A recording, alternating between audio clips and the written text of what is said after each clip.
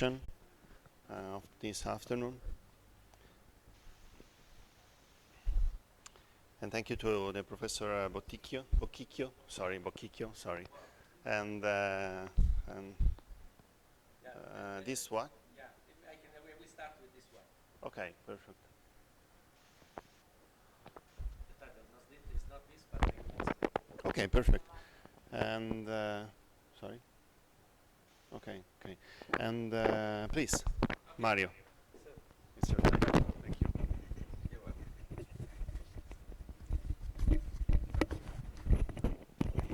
So my hard job now is make you sleeping well after the lunch.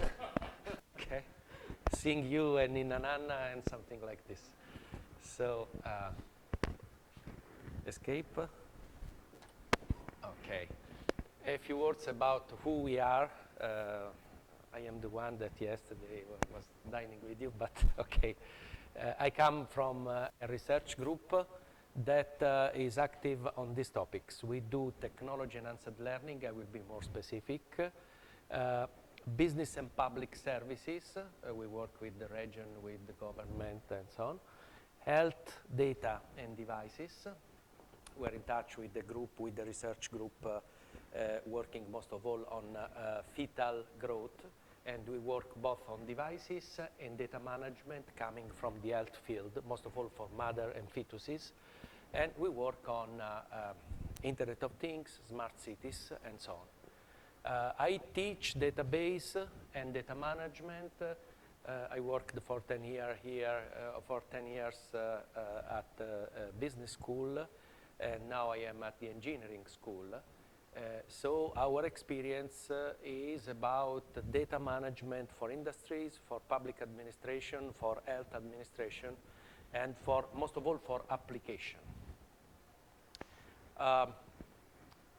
Technology-enhanced learning, we started, I mention it in more detail because we started collaboration with Alberto Bassett on this topic. We do essentially two things or three things.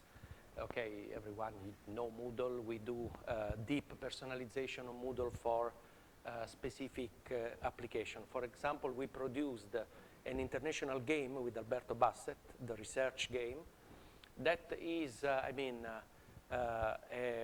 reconfigured version of Moodle in which the single part of Moodle, the classes, the professor, has been converted in something other, something different. The players, the team, the competitor teams, and so on. So we do software engineering for games, for teaching, for education. Then we do other two strange, let me call it strange things. For example, near to the main entrance of the lab, you can see an inverted microscope. We created a remote control for this inverted microscope so that it can be controlled by group of students or kids at home and at school. It's a real equipment. It's not a software. It's not just a simulation. It's the microscope. They come here. They learn how to use it. Then they go at school. They learn how to pick sample of water or cell from the skin or something else. And they can operate the microscope from school. And this is an example. We do the same with the electron microscope in our Faculty of Engineering. And we do the same with the telescope of the astronomy group. So, for example, we have an agreement with France in Australia. And we can teach astronomy during the day because in Australia is night, and we can remotely operate a telescope in Australia, giving back our telescope so that they can do astronomy when here is night. So this is what we call remote labs. This comes from the feeling, from our experience of teacher. It's not good to teach sciences and applied sciences without doing labs. At school, e-learning is interesting, but without e-labs is only half of a more wider area that is teaching online. Okay? Another kind of experiment we do, of infrastructure we produce, is this one. This is a European project that has been founded, and it's under development now. Group of students go around cities, their mobile phone. We use the microphone and the antenna of the mobile phone to grab information about electromagnetic pollution and about noise pollution. And they, in real time, paint their cities with information about air pollution, information about noise pollution and electromagnetic pollution. Now we are doing the same with buses, public buses, that also capture information about air pollution. So the idea is to have a continuous monitoring of pollution in cities and even out of them by using normal mobile devices that are connected in real time with a working infrastructure.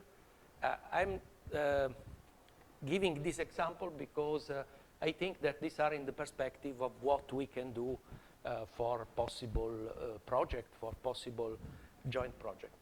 So these are two examples of what we call MOOL. There are MOOCs that are massive online open courses or classes, and there are MOOL that are massive online open labs. We can set up an experiment with, I don't know, 2,000 students all over Italy that grab information by using their mobile phone and have a shared lab all over Europe or all over Italy for specific purposes. I think this can be very useful in biology. For example, students can take pictures about migration of birds or other phenomena, and we can compose real-time maps of what they look at, of what they see. Okay? This is just to present. So, in this sense, we speak about applied databases.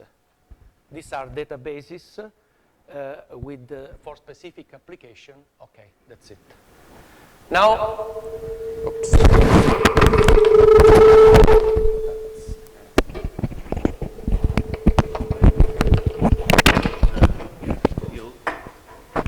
Sorry, just. What happened? I don't know.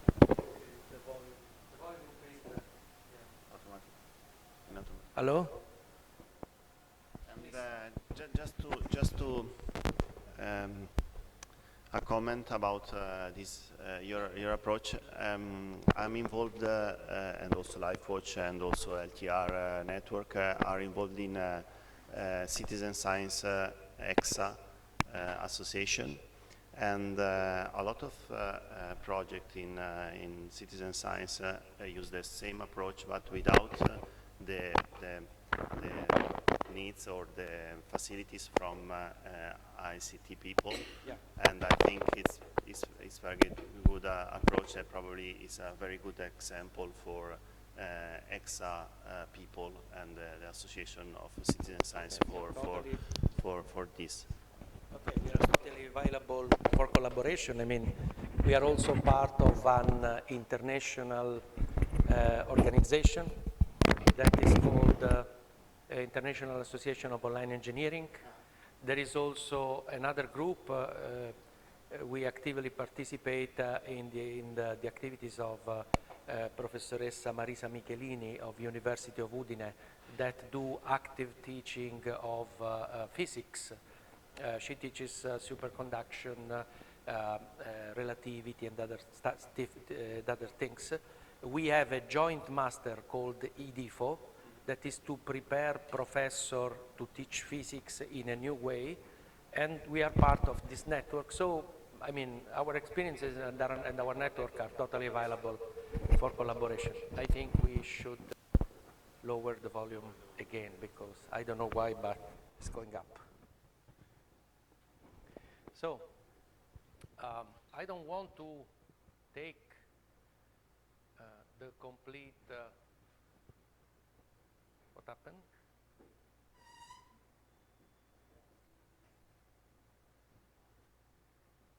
Okay. I don't want, this is the presentation prepared by Professor Navate that will be again here in the next days until July. So if you are interested, we can manage for some Skype call or for some other occasion. But I mean, I know something about these topics. I have some experience about ontologies and triple store and so on. I would just to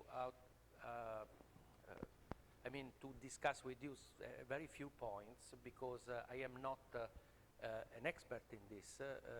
When we have to do something with ontologies, we work, I mentioned Nicola Guarino, that is an authority in this field. We are in strict collaboration. We work on the data management part. He works on the ontology part.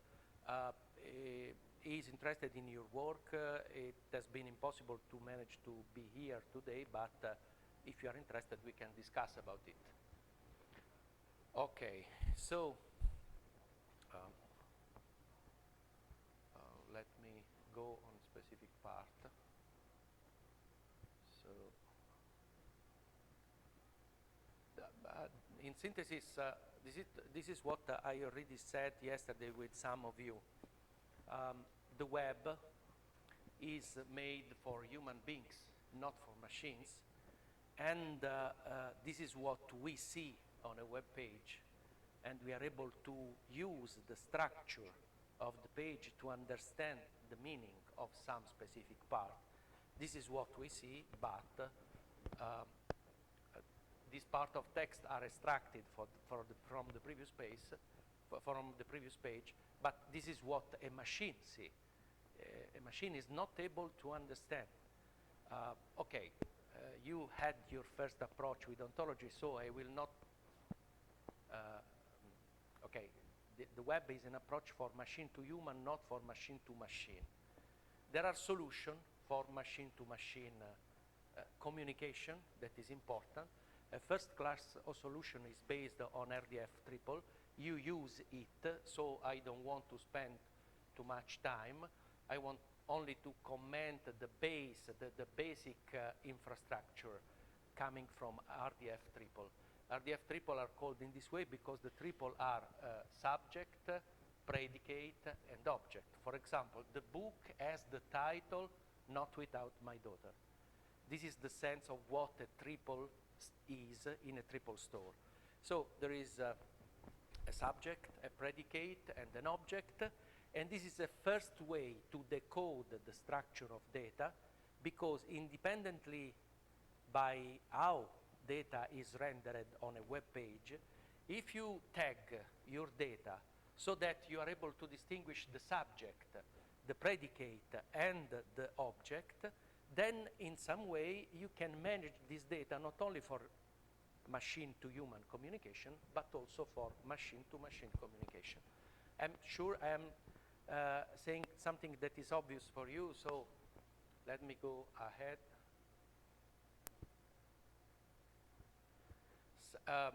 The concept of ontologies is a little bit more complex. So again, a few words about RDF and RDF triple.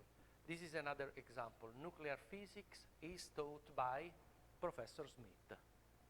In this case, and this concept will come again later, in this case, you not only specify a triple, but you have a model of understanding of this triple that say that nuclear physics is a course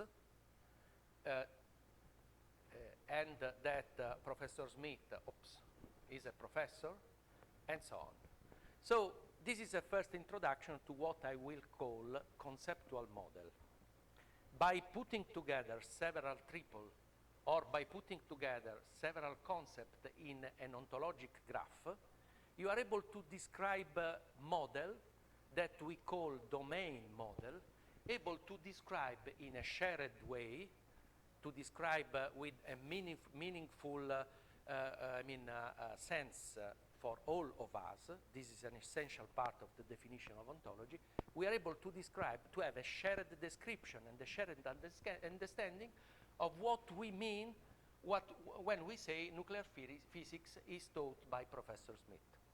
So the basic construct is the triple. But the triple can be understood only when you have a model to understand what the triple means. And this will be the central aspect of my consideration. Let me go ahead.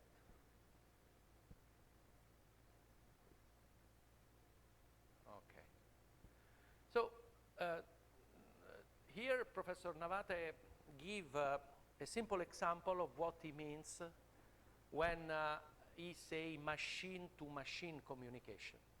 For example, on a web page, you can see that a given book with the given ISBN code has Ghosh Amitav as author, has a given home page as home page, and has other attributes describing the book.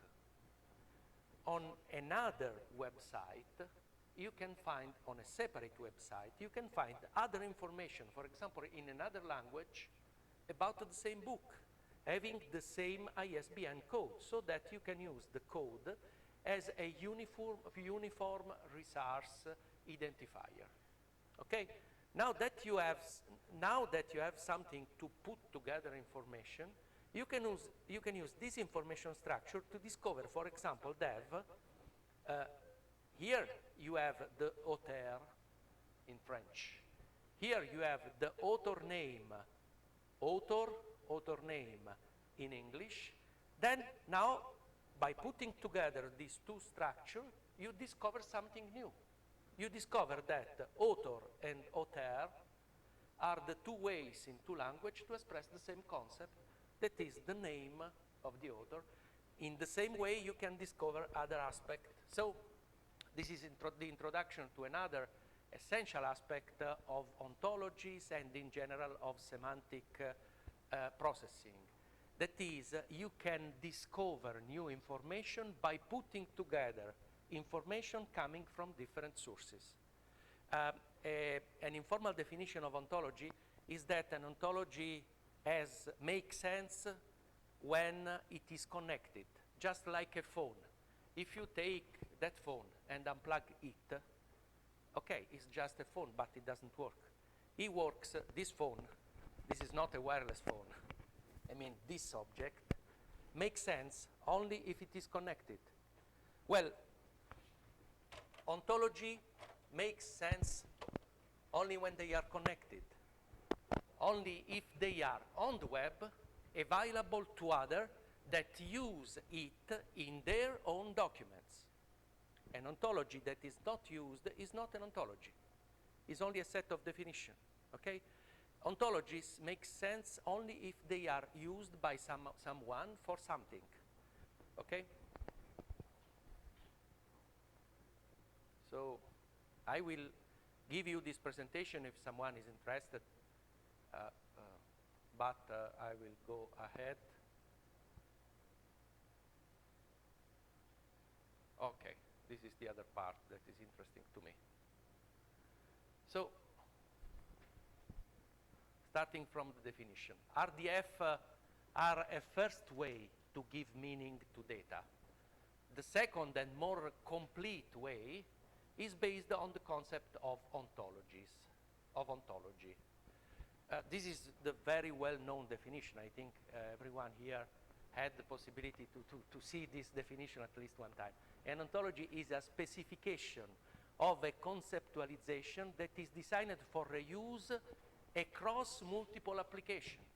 So your ontology is that, it can be called ontology if it is reused in several environments, in several places by several people for doing different things. A specification of a conceptualization is a written formal description of a set of concepts and relationship in a domain of interest. What means a formal description? It means that ontologies are based on the concept of logic, mathematics, theorems, okay? There is a basic work to do to prepare ontologies. It is called upper ontology or we will see it later, or foundational ontology, that is most than biology or information science. It is philosophy of language in the true sense of the term. I mean, Nicola Guarino is famous for his dolce ontology that define concept like, for example, the perdurant, the endurant. These are terms about the philosophy of what language is. These are not information technology terms. Okay? So this basic work is essential because without this work, this preliminary work, we can't put up ontologies. So there are well-known basic ontology, like for example Dolce or UFO, Unified Foundational Ontology, that have been built for general usage. We can use one of these because only this guarantee that we can put together information without contradiction, okay? Without incoherencies.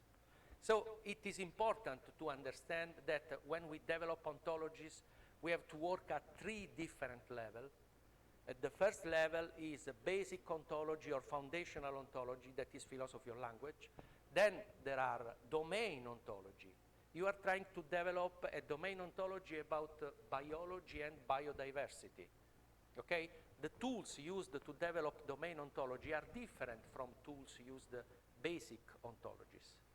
And then there is a third layer, the applied ontologies that are specific for a class of problem.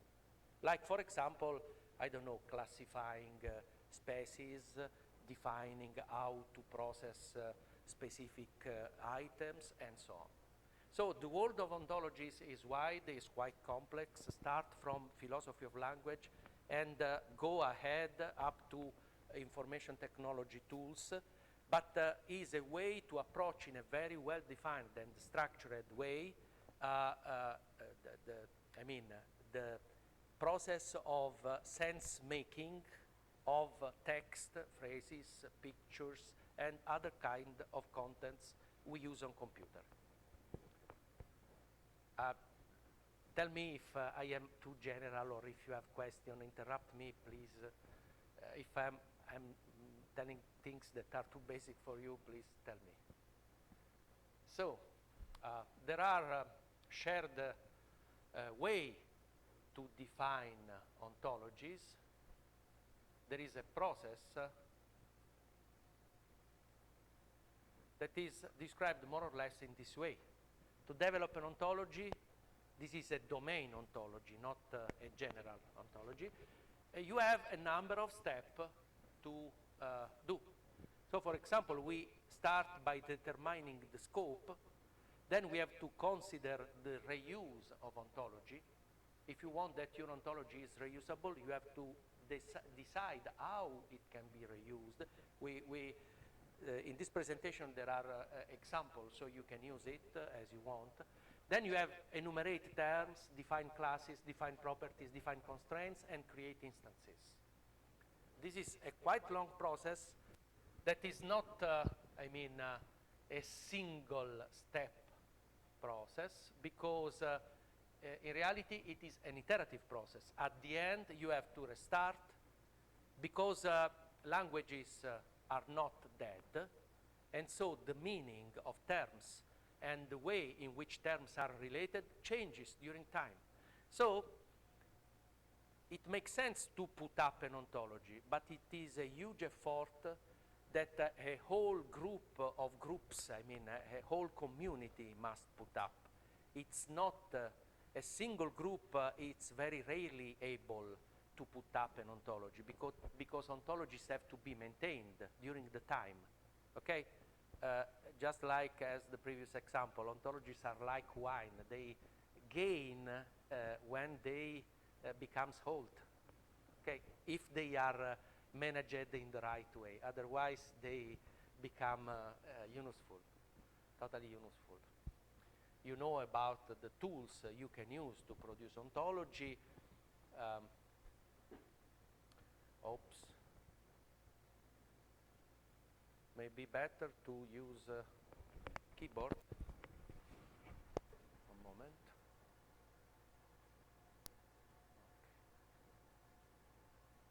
Okay, this is what we said before. Let me go ahead. Okay. These are examples. Let me go to the competency question. Okay. So, for developing an ontology, you have to identify a scope, a set of goals, and a domain to describe. And you have to decide which question your ontology must be able to answer. These are called competency questions. You will find competency question in every paper, in every scientific paper written about ontologies. Competency questions are the questions that the ontology must be able to answer when applied to describe a given domain. For example, let's suppose to describe the domain of red wines.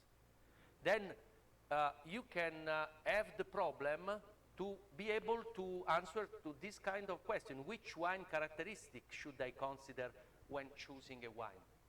You are in a shop and you say to your computer, I can buy red wine, but what I have to ask to the clerk, what I have to ask to someone coming here, what I have to read on the label, which are the essential characteristics of red wine? You want that the ontology is able to answer to this kind of question. A second question is Bordeaux a red wine or a white wine? Does Cabernet Sauvignon go well with seafood?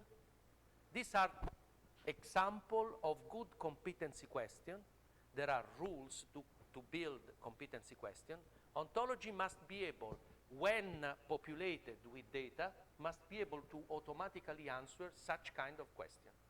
So in this phase, you define the scope. The scope can be described as a set of questions. You could have similar questions in your domain. Do these species can be considered, I don't know, such or such other, I mean, you are more expert than me about this. I can't imagine what to ask in your word. But you have a good example here to understand how to use ontologies. Yeah, the pizza ontology, for example. Very famous. Then you can find example in this field about what classes are. Classes are set of similar objects, of objects with similar characteristics. So, for example, in this domain, you can say that wines are a class, and a specific wine, like a Negramaro or some other wine, is an instance of that class.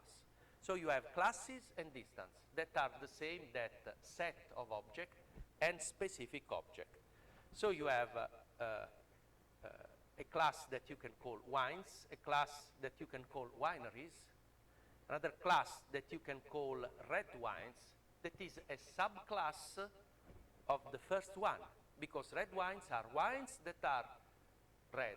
That means that they inherit all characteristics of wines, and they have some more characteristic. For example, the fact that they are red, and so on.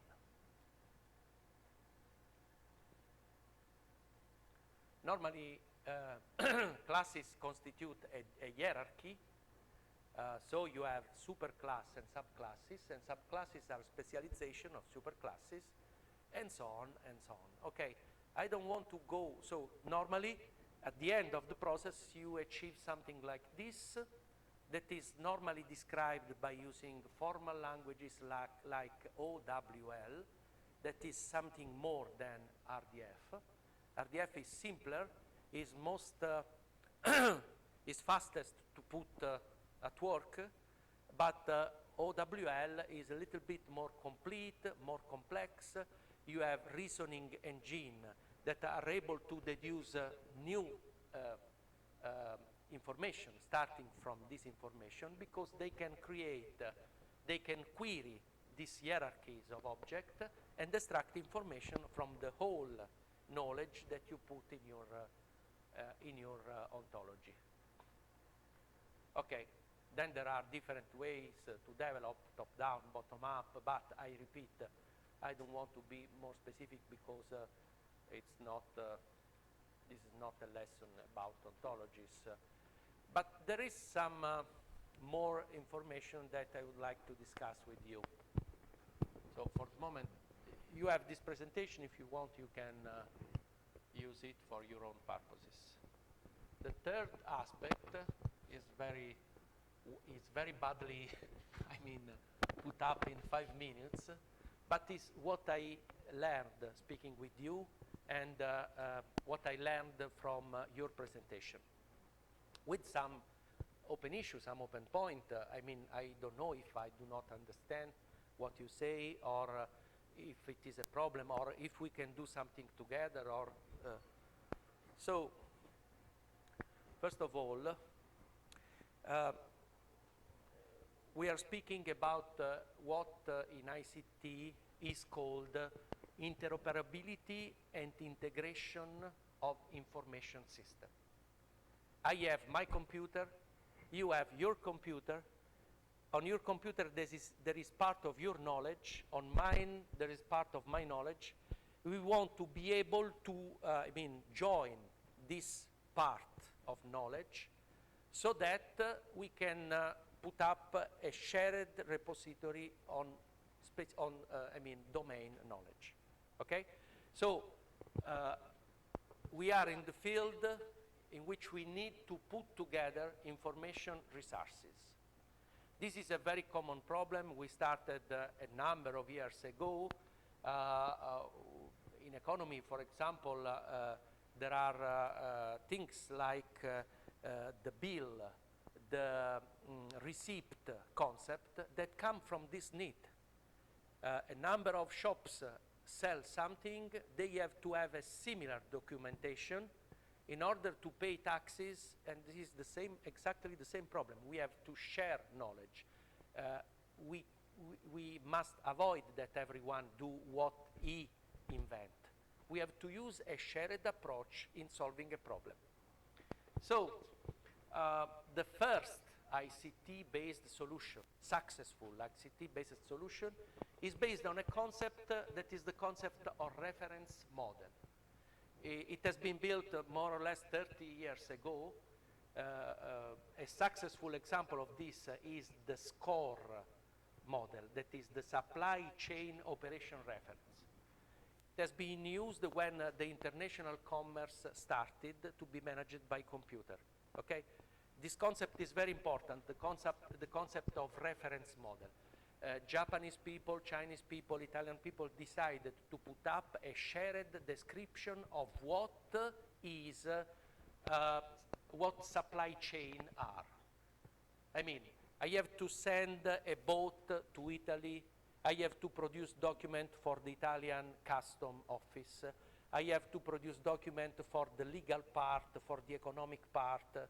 I have to exchange data from China and Italy. How to do? We create a common description called the reference model of what commerce is, of what supply chain are. This is a first picture of this reference model. It's essentially a process. Supply chain means that you have to plan a delivery. Plan is made by 3 main actions that are called source, make, deliver, and eventually return. Okay? So we define terms.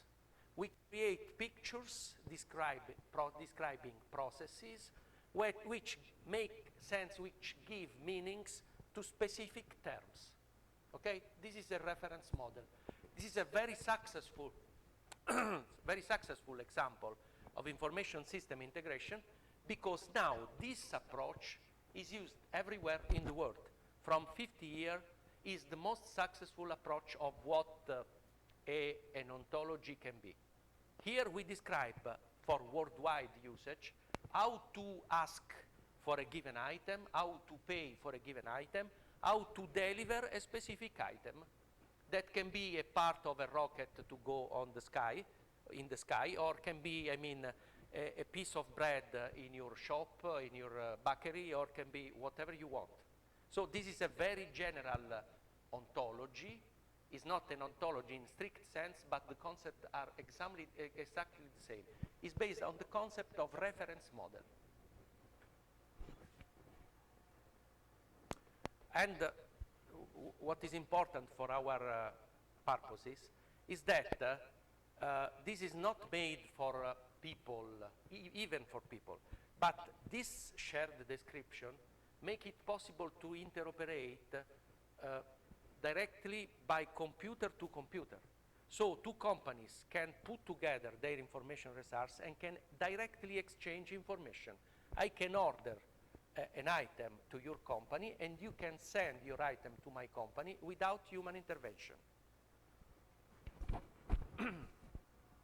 The second example of tools, of conceptual tools developed for integration of information system and for interoperability is what we call best practices. You can find, very well-defined example of best practices.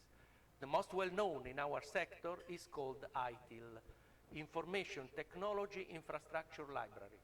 The concept is exactly the same of the concept of reference model. We say that when you have to use a computer, you have to do all these things. When you use your personal computer, they are not important because you do what is needed. But when your company has 2,000 computers that must be put under work and must guarantee their functioning, that they are up 24 hours over 24 and so on, then you have a process that is described, very well described and very precisely described, so that you can decide what about cost, what about people involved in these processes, what about security, what about... Here you can find everything, okay? So this is an example of what we call best practices. How to manage a computer infrastructure in a large company, okay? Now, this is the same definition we saw in the other presentation. What is an ontology? A shared definition of a domain. So we have to decide not only the terms, the words, and the relation between words or among words, like in your dictionary. But what is essential? We must define processes. We must agree on processes. Which are the processes, the relevant processes in biology? How to take care of an ecosystem? How to deal with the specific species or when you have specific problem in a specific domain? This has been done, for example, in the field of medicine. I don't want to say that everything has been done in medicine because it is not true, but they created a very important set of ontologies that are interconnected. This NCBio bioportal is the hub of all other ontologies. So these ontologies are able to interoperate each other. If I want to find the relation between a given cancer and a given, I don't know, drug, I can put into relation the ontology on cancer and the ontology on drugs that I don't know if I have put here. Anyway, these are the pathology code tables. There is a famous paper in the medical field demonstrating how exactly the same disease was defined and treated in 60 different modes, in 60 different ways in different parts of the world. So putting up an ontology means trying to reconnect all the knowledge in a given field. These are examples of successful ontologies in the medical field. So now I can better answer to the question what ontologies are. Have you to invest? This is a frequent question we try to discuss with Alberto. Is it fruitful to invest in creating ontologies? An ontology is something to discuss about research with colleagues. Do you have the problem to use the same words and the same concept to describe ecosystem, to describe biodiversity at the world level?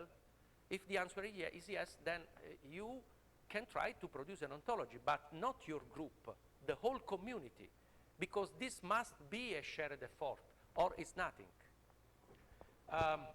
Do you have to produce software about ecosystem? Do you have to produce, working services about ecosystem? If the answer is yes, then, well, you need an ontology because an ontology is the starting point for producing software.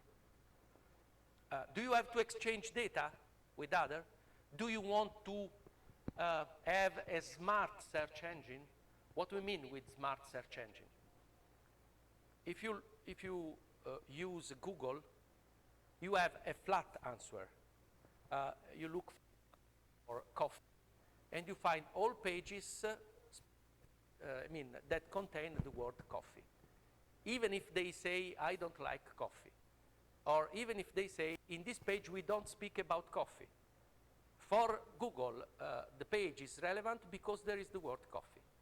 If you want a smart search engine, that is what you did in your, I saw very interesting presentation. You are able to search data and to connect data, but only because the data you are working on are tagged with RDF markers or other type or XML markers and so on.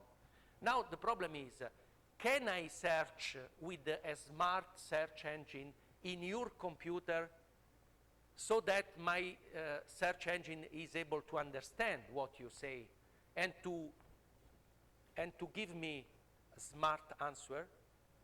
If this is your problem, then an ontology can be useful to solve this problem.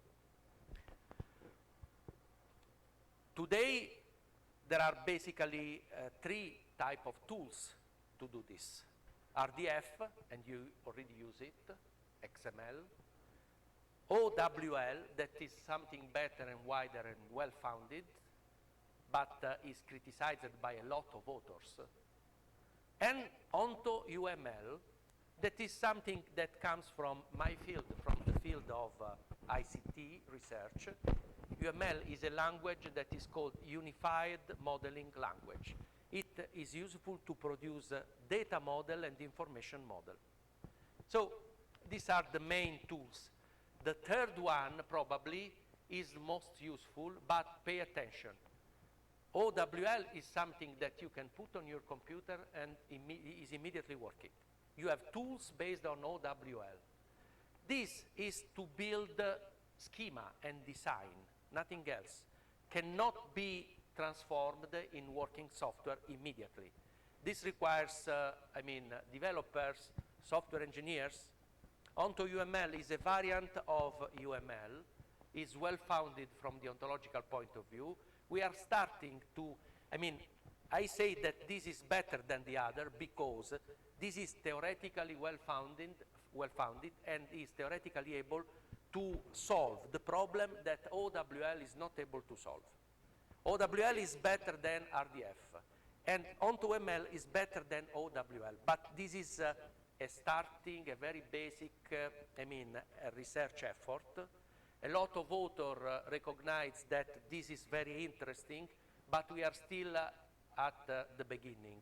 There are very few tools. There are no, databases, no engine able to work on this. So this is to invest for the future. This is to work today, okay?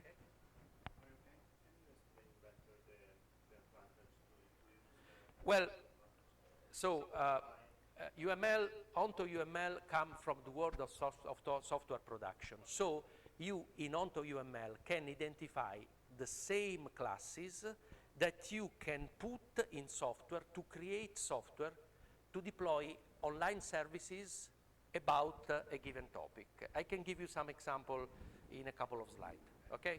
So this is ready to describe software system, but also ready to describe domain. So with OntoUML, you can describe the concept at your level and in your language.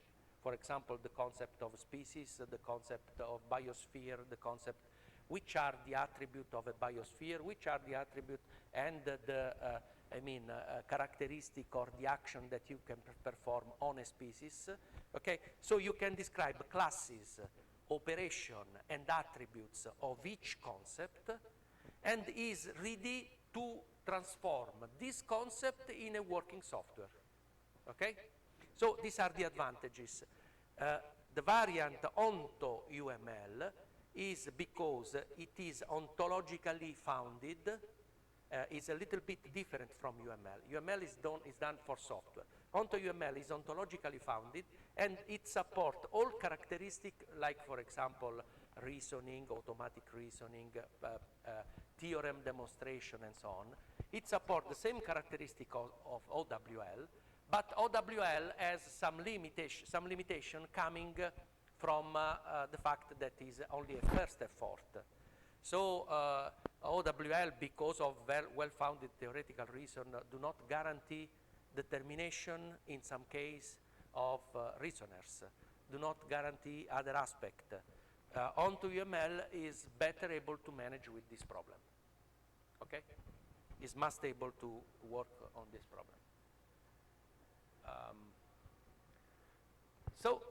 This is what I anticipated before. When you speak about ontology, you have 3 layers. You can't say we are developing an ontology.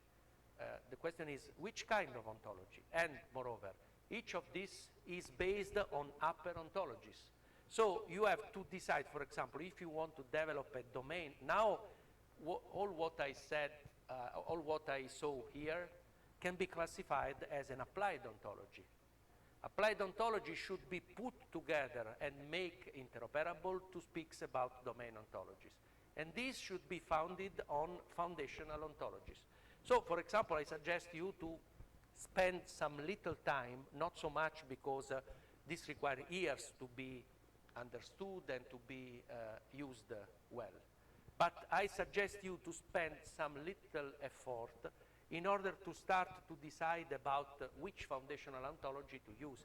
For example, Dolce or UFO. UFO is strictly related to onto UML. Okay? You need such kind of basic ontology in order to have a non-contradictory solution, coherent solution. Okay. Then just some open point. Ontology are part of a wider research area that is called conceptual modeling. For example, ER schema or XML schema are what we call data model, but there are also process model, and this can be put together to create what we call conceptual model. Now you started with hierarchical trees of terms, okay, to define which terms are similar, which are totally different, which is wider, which is narrower, and so on. But trees of terms are just a small part of this research field. If you are interested, this is a wider picture of what we do, what you are doing. Moreover, a lot of presentations have been focused on the model of data and of metadata. But this is only a small part of the problem description, because in our field we say that if you don't put the user in your model is not usable. You have to explicitly put the user. Which are the user of your model? Which are the stakeholder? Who has advantages in using your data and your metadata? There are classes of user. Are there classes of user? Which characteristic they have? The researcher use data and metadata in a different way than, the professor or the trainer or the local administrator. So you have to specify who are your stakeholders and which are their characteristics, what they want from your ontology or from your dictionary or from your product, artifact. You have to use monitoring tool, because your ontology cannot classify it as ontology if they are not used by other than you. So you have to put your ontology online, and to monitor the usage of your ontology. Who is using what terms for doing what? Okay? So you have to monitor the usage of your ontologies, and you have to do, routinely do analysis about the usage of the usage of your ontologies. Because if you don't learn about how your ontologies are used, you can't evolve your ontology. There are other type of database and other type of analysis you can perform of data. Just to mention the most used, multidimensional analysis, data warehouses approach. You can achieve more value from analyzing your data. The same data can be put in different models. The same data set can be analyzed in a multidimensional way, or in an ontological way, or in a relational way, or in a graph-based way, and so on. So different type of databases are able to support you in different way of querying data, and in different way to give value to data and extract value from data. For example, multidimensional analysis is used in business for doing what is called business intelligence. In your field, you have to invent what business intelligence has to be. I mean, in the healthcare, they translated the term as health intelligence.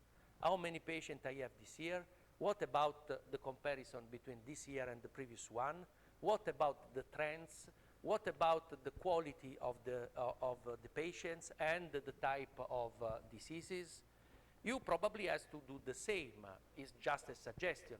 But, ontologies are only a part of the wider field of database and data analysis and data querying tools.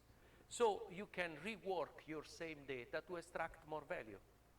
There are other models you can consider and other tools for querying, for reporting, that you can consider to extract value from your data. After just 2 days, I do not participate completely to the workshop, but I can only imagine some service. For example, I could imagine a question: how much scientific paper in your field use the terms you defined in the right way? We can imagine a text processing engine able to extract the data from the scientific production in your field and to say this paper is coherent with your ontology or with your dictionary or with your vocabulary, and this paper is not coherent. This paper uses the terms in the right way, and this not. It's not a way to give, to judge the scientific work of the groups, but it's a way to imagine services coming from your ontologies. What you want to do with your terms and with your definition? Are they applicable for real services in the real world? Probably my suggestion is totally crazy, probably is totally useful. But the idea is, can you imagine application for your ontologies? Because application are the key of success of ontologies. If someone say that your ontologies are good for something, they can start to use it. And when they use it, you can learn more from your data. And, okay, I already said about connection. Your ontology must be connected. You have to imagine, and this can be, for example, the topic of a European work. You can imagine an ontologic hub able to collect information from the different ontologies in real time and to share all ontologies to all users. I'm just, okay, that's it. Stop. So, thank you very much. Thank you, Mario. And yeah, thank you very much, because now I think we have a better idea about the ontology, and your clarification is to have to go to another step to use the ontology into our domain. Question? Mario, I have I have a real yeah.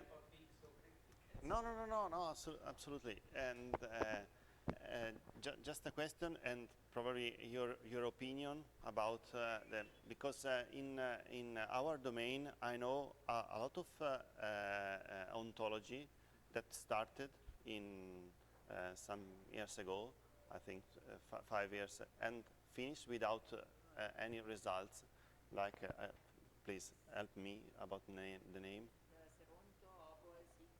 Yes, Seronto, and is the most famous for a biologist, and don't